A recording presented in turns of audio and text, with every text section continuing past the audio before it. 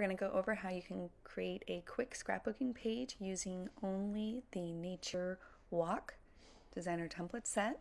First, we're going to lay out our design. Once you have your layout designed, you can start with the borders to trace those out. You're just going to align them on the paper that you'd like to trace them out of, trace along the inside edge, and then make a mark on the outside edge. Where you make that mark, you're just going to do a straight cut with your paper trimmer.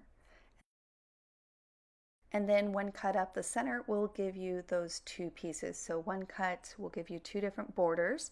If you are designing a two-page layout, this is going to be great because you're going to put one on the left and one on the right, which we'll go over here in a moment, or you can utilize them on a one-pager.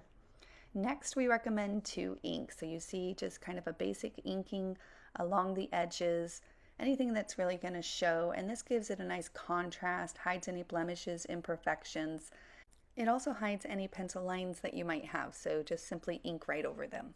So then you're just going to replace. So trace, cut, ink, replace, and you'll do that with each of those layers depending on how many layers you designed initially with. But it's super quick and simple.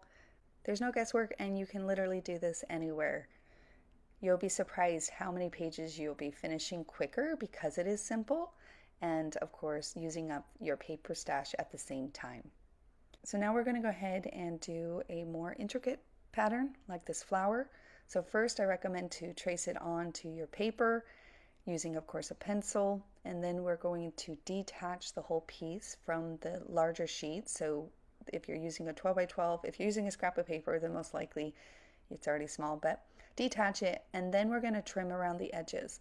Now you'll notice here that I'm gliding the design through my scissors and rotating it with my left hand as I do such. The trick here is to do small short cuts, and we have a lot of videos on tips for cutting to kind of bring back to those basics cutting tips.